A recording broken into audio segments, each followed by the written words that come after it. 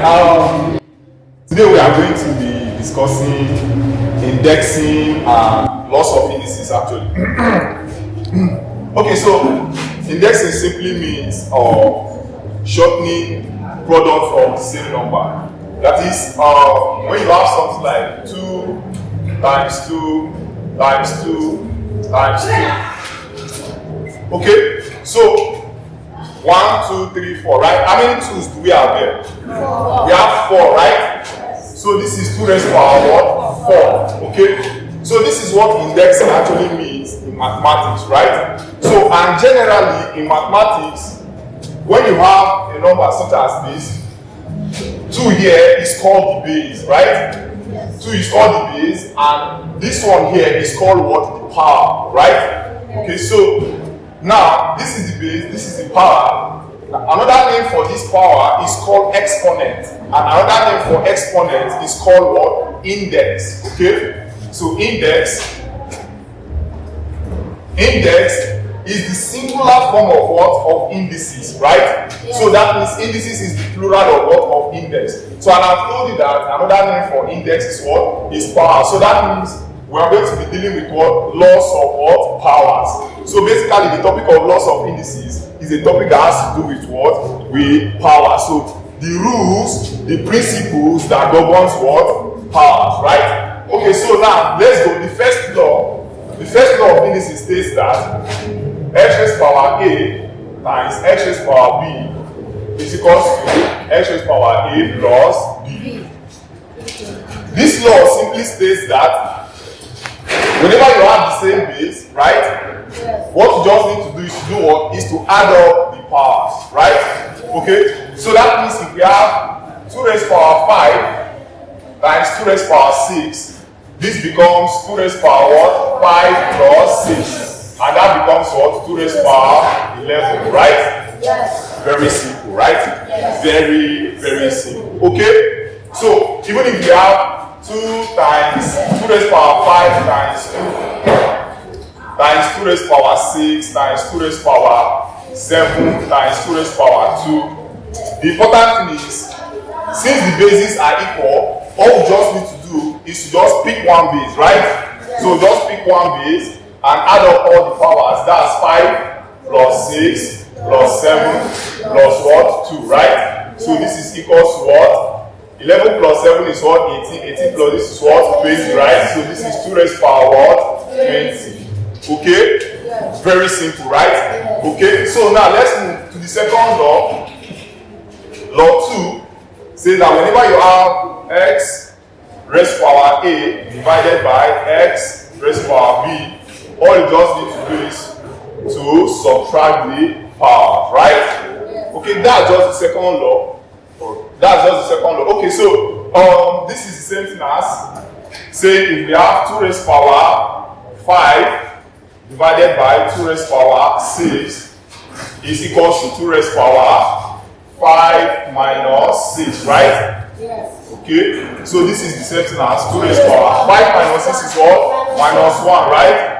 Okay, so anytime you're subtracting a big number from a small number, right, the answer becomes what? Negative. Say 6 minus 5 is equals to 1, but this time around 5 minus 6 equals to what? Minus 1. Very simple, right? Yes.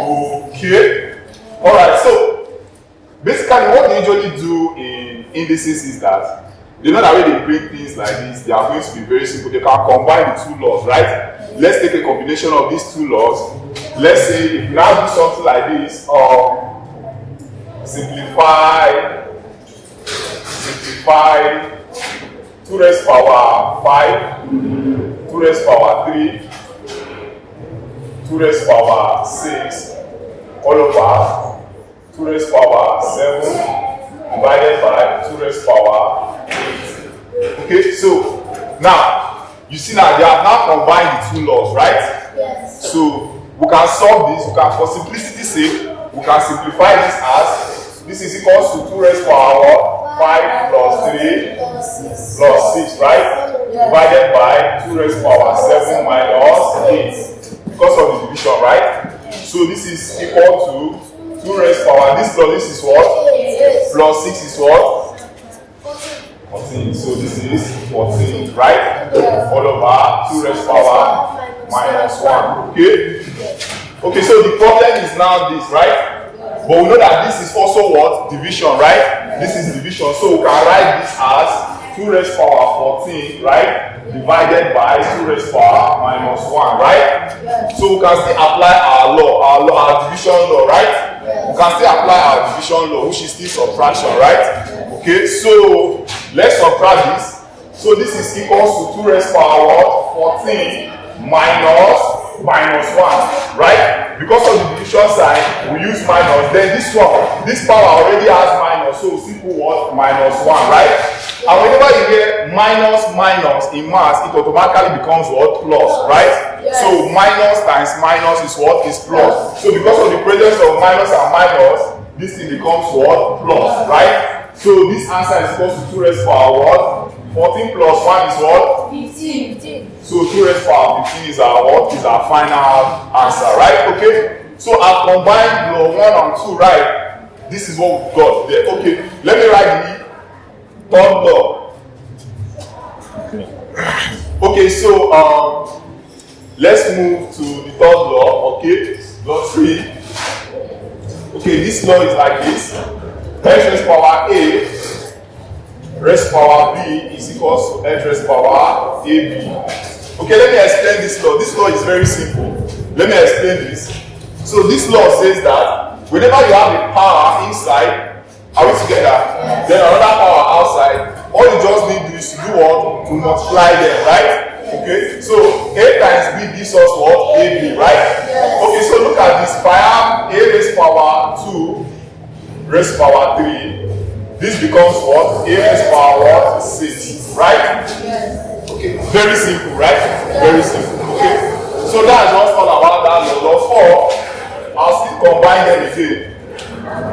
Law 4 says if you have x raised power a over b is equals to the square root of x raised power what? A. Okay, before I explain this law, let me explain something to you first. I'm going to explain something to you first. Then I want you to take that as a law too.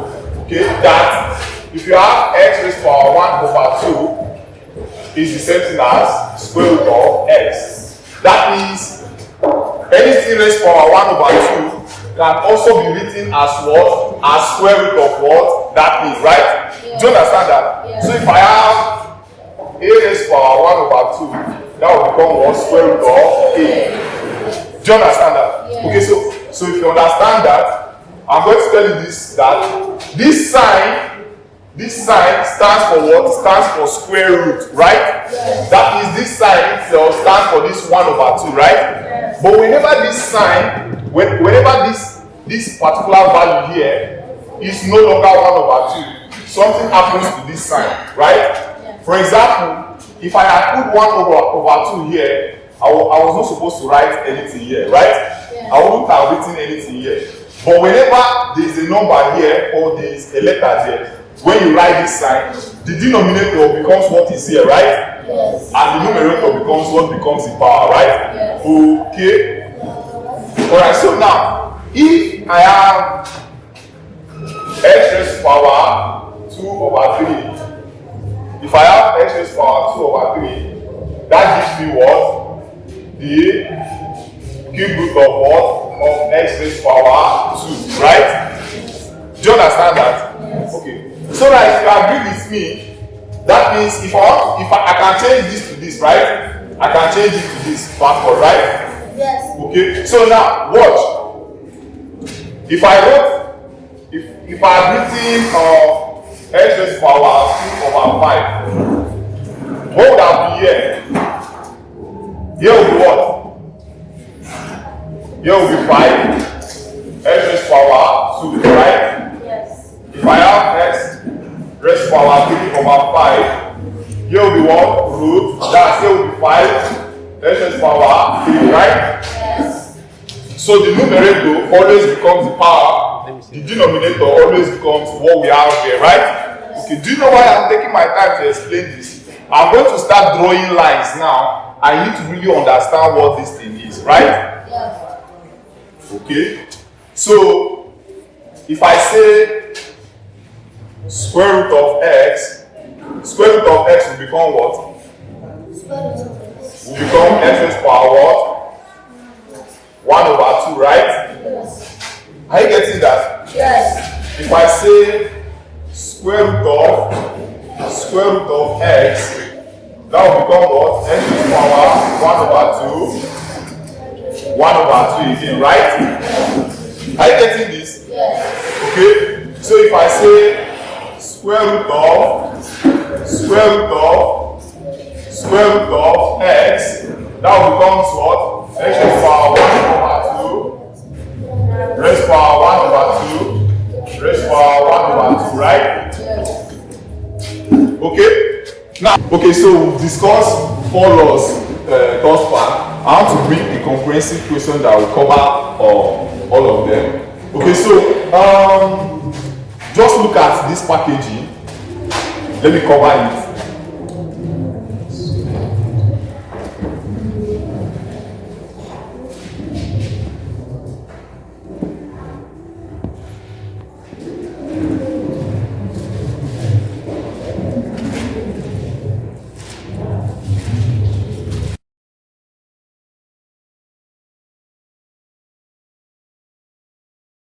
Look at this packaging on the board now. Let's deal with this, right?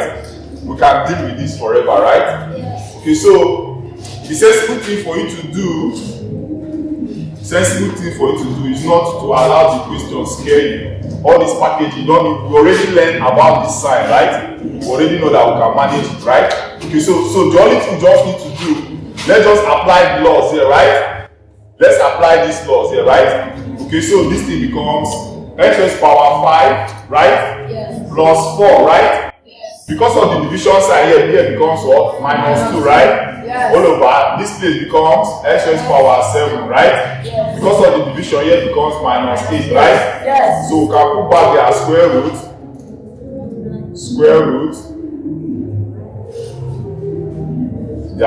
right?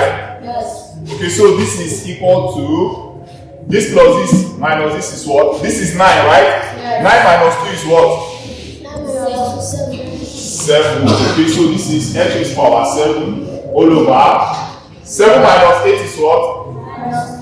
Minus what? 1. So this is x raised to power minus 1, right? Yes. So we know that this is square root of the square root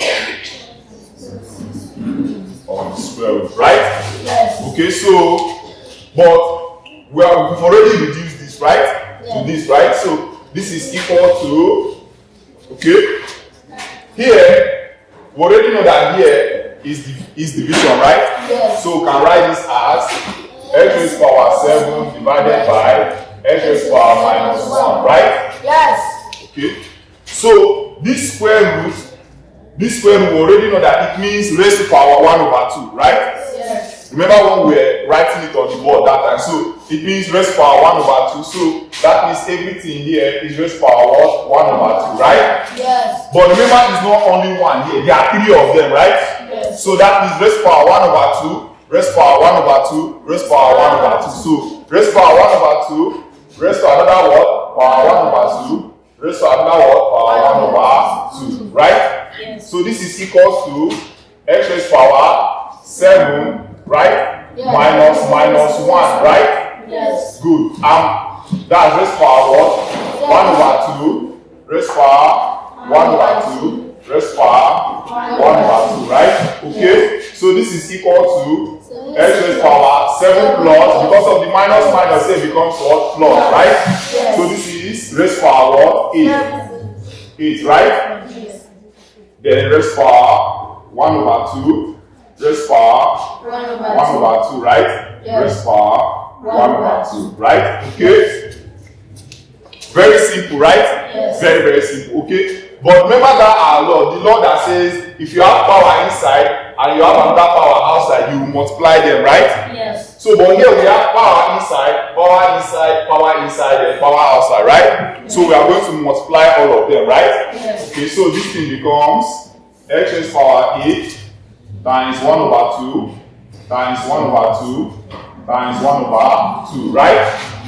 So this becomes x raised power 8 times 1 times 1 times 1 will give us 8. Divided by 2 times 2 times 2 times 2 will give us what?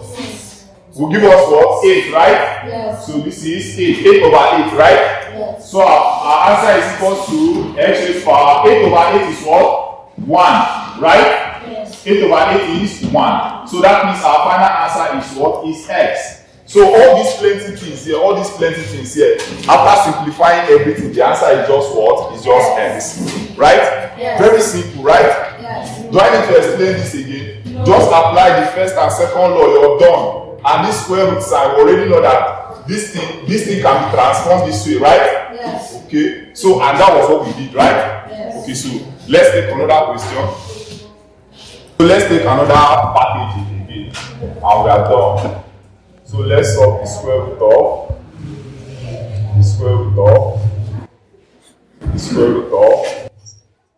x raised power 7 divided by x raised power 9. Okay? This one is easier than the first one we solved, right? So this is equals to x raised power what? 7 minus 9, right? Yes. Then all of them raised to power 1 over 2, right? Because this is means raised power 1 over 2, right? Yes. Then raised power another 1 over 2, right? Then raised power another 1 over 2, right?